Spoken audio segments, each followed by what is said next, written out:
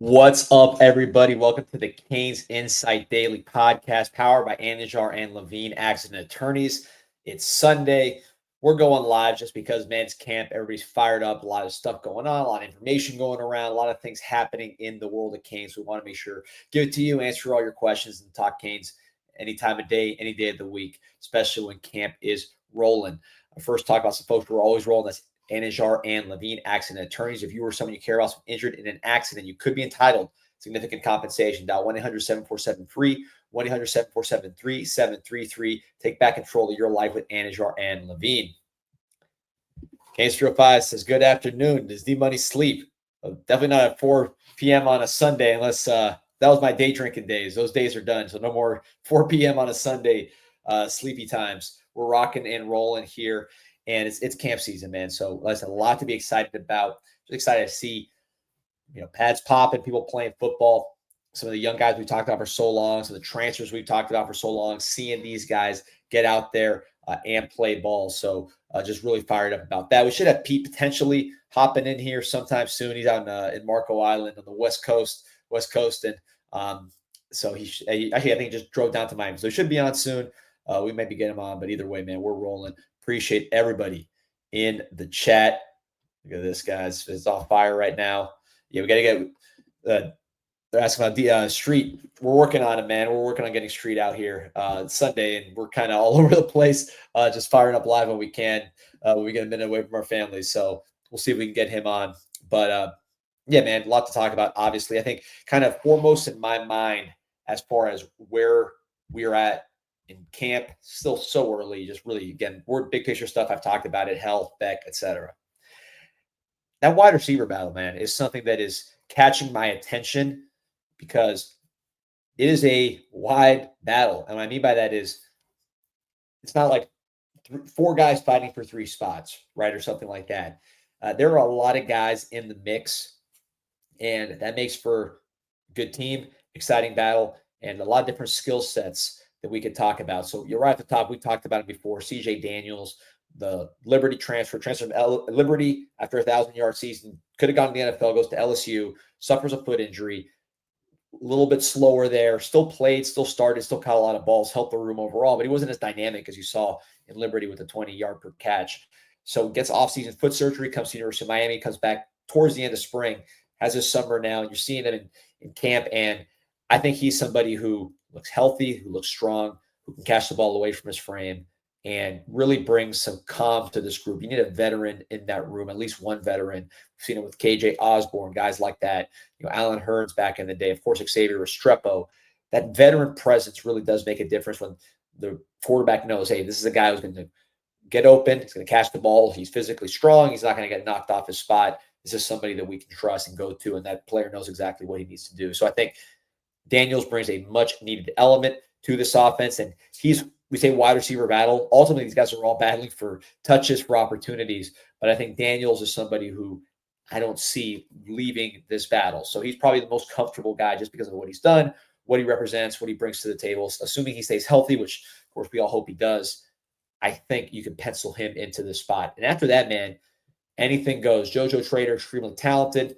Lighter. We want to see him continue to put on that strength, callous up a little bit, but his ability to get in and out of breaks. He reminds me kind of what Jacoby George brought you last year, but a higher level version of that from a talent standpoint. And George was productive for us. I think Trader has more talent, but a similar kind of style to him with that smooth change of direction and ability to track the ball. The buzz continues to be on Malachi Tony at the wide receiver position, number 10. He was number 12 in spring. You saw him catch a bunch of touchdowns in the spring game, really dominated all spring. You heard his name. Now I was watching ACC Network, and they were talking about him because one of the hosts talked to Carson Beck. Carson Beck was kind of like, hey, this is the guy. So he switched his number from 12 to 10, and he's somebody that I'd said this on CanesInSight.com, which is our website, 7.5 million posts and counting. Sign up today if you want to talk free with Canes fans all day, any time of the hour. 4 a.m. you write something, people will respond. Is the biggest Canes community on the planet. So, we talked about him all spring. There was some buzz on CanesInSight. There's buzz all over Twitter about this player. He's just so consistent, man. And he's just so beyond his years in terms of his approach to the game, number one, off the field, the way he studies, the way he prepares, the way he takes care of his body, all way ahead. These are things that typically will trip up a freshman. These, with him, that's a strength. Day one, film, off the field, just, again, good decisions, football preparation. Baseball on the field, his former quarterback. This is a guy who's been a quarterback really most of his life, was outstanding in this. His last game he played in high school was a state championship game, which he won at quarterback, was the quarterback for really that playoff run, and was outstanding making decisions, not even running, just reading defenses and throwing. So the on-field IQ is outstanding. The skill set is good. I mean, he's quick, he's athletic, and all these kind of things, but it's not like Jeremiah Smith last year where it's like you look at him and you're like, okay. It's really the mental part of the game. What Restrepo brought you last year as a senior, you're seeing a lot of those things from Malachi Tony as a freshman, someone you trust. You see him out there, you're not thinking like, man, this guy looks like a flash player, an erratic player, someone unsure of himself or any of that. It looks like a guy that knows, I'm going to get open, I'm going to catch the ball, it's going to be easy. So he has that right attitude, the veteran type of attitude that we're talking about. Then you look at just the opportunity. Restrepo leaves. He was here in spring, so he had to step up. Tony Johnson, who's a veteran, is going to compete with him and is competing with him. Got here a little later, so he's behind in that front. I think he's going to really be part of this battle, but a little behind. Ray Joseph, someone we're going to talk about here in a second, somebody with a lot of positive development going on, another hard worker with some quickness. But there's an opportunity in this offense for the slot receiver. Tank Dell, number one receiver in the country under Shannon Dawson. Xavier Restrepo, first-team All-America under Shannon Dawson, sets records. So the blueprint is there, and I think the more I just have my ears and eyes open on Malachi Tony as time goes on, I just think this is a guy that if he stays healthy, right, and that's with all these guys, you're just praying for health and you're praying for nothing weird. I think he's going to be a name that is known probably by the middle of the season. When I say name is known, we all know Malachi Tony. We're Canes fans. People that aren't Canes fans, knowing that name, become more of a household name sooner than later in his career. Just because, again, the mental and the ability to translate that mental to the field, I think is just so far ahead of the curve. So, that's kind of where I'm at on Malachi Tony. But he's not alone. I would say those are the two that right now, August 3rd, right? When's the Notre Dame game, right? It's a few weeks from now, almost 4 weeks from now. So there's plenty of time to figure this thing out. There's injuries, there's all those other things, ebbs and flows. But if you ask me, like, if my career rode on these players, like with these coaches, that's kind of how they have to think. And I wanted to sleep well at night right now, based on the total body of work that I've seen from these guys. Those are the two with Daniels and Tony that I'm putting my head on the pillow and feeling pretty good. But that's a lot to say for a true freshman. So he has to prove it. Everything we see now might disappear when the lights are big. I don't think so, just given that he did the exact same thing in American Heritage, being a youth football superstar and playing right away as a freshman. But you don't know until it happens, right? So this is all we're talking because it's August 3rd. We're getting excited, but none of this is set in stone. It's just where I'm at right now with some of these players who I feel really, really good about, who we're still watching here as they battle. So some other names in the battle. We talked about JoJo, Ray Joseph, very similar to Malachi Tony's up. Very quick, undersized South Florida receiver. Not undersized, but smaller receiver. Very quick, very high IQ type player, works hard. He's been building and building. I think there's been times where he looked like he was going to make that leap and then just didn't happen. Just didn't look as quick and dynamic as he has in other times. You look at spring and to now, I think he's really been on an upward trajectory, Ray Joseph, in terms of maybe look, some of this might just be we're not seeing him wear that number 35, right? So that number messes up a lot of perceptions. But he's somebody that every time I see him, just looks a little quicker, more sure of himself, more dynamic. And I think he's somebody that is competing more so at receiver than returner, but he could be potentially a returner as well, like he was in high school, like he was last year. But I really see a receiver, him starting to fight his way into that battle. We mentioned Tony Johnson. He's a veteran, but he's still kind of learning the offense as well in that slot. As coming from Cincinnati, he was not a spring enrollee, so he's still kind of getting his feet wet. But he's somebody with just a glue guy, lead touchdown led Cincinnati, I'm sorry, touchdown receptions. This was as a Power 4 player, right? So Cincinnati, part of the Big 12 now. So he's Power 4, led his team in touchdowns. This is a pretty good player that just have as one of the names as opposed to someone that you're relying on necessarily. So, I think that's one to keep an eye on. Keelan Marion, the wide receiver from BYU. I am extremely excited to see his progression August 3rd to the end. He has great size. He's strong. He's about 200 pounds. He's kind of like a wide receiver running back hybrid. When you look at just his strength, he's not the shortest. He's taller. He's like a good, 6 foot, 200, I would say, or high 190s. And I think let me see what his graduating class was, because this is an older player, like a lot of these players that we're talking about. There's a lot of 23, 24-year-olds on this team. So Keelan Marion, when he came out of high school in Georgia, was class of 2020, right? So same class as Carson Beck. That's a 6th-year senior at this point. Just for some perspective, that was the year we signed Restrepo, right? So it's like if Restrepo had another day, another season, right, to do his thing. But yeah, I like Marion, like what he can do. Kyle mentions Marion on jet sweeps will be a weapon. Absolutely. He can make some contested catches.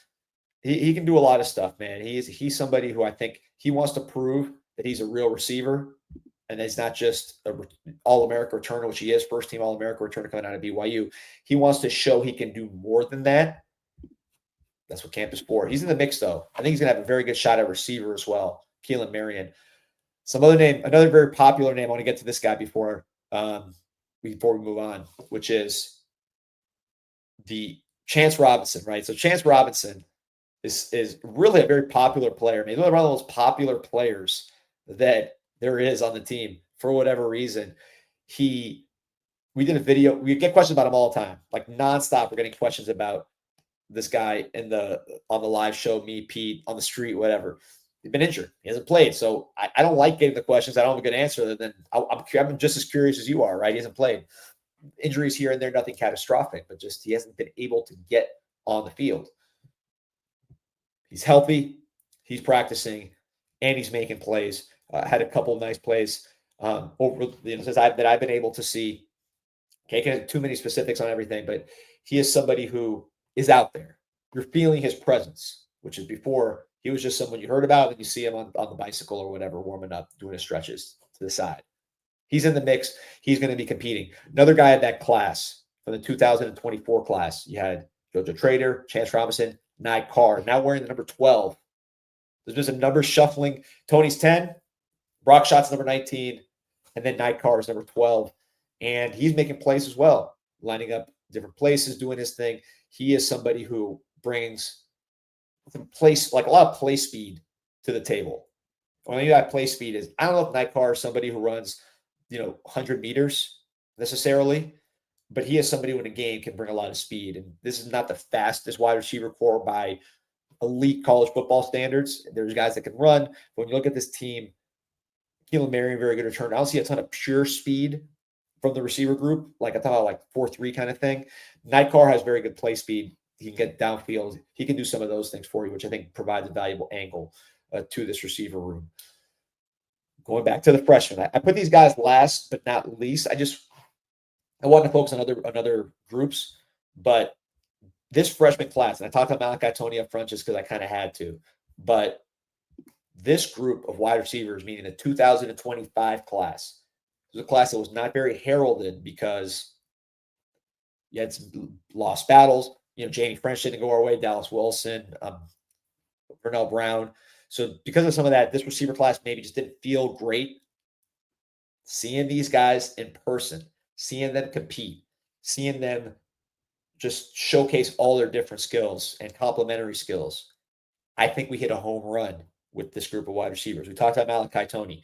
We've talked about Josh Moore plenty on the show. Big, 6'4", 200 plus, can run, can contort to the ball, right? He can adjust, big hands, catch outside the frame, hard worker, competitive, all those things.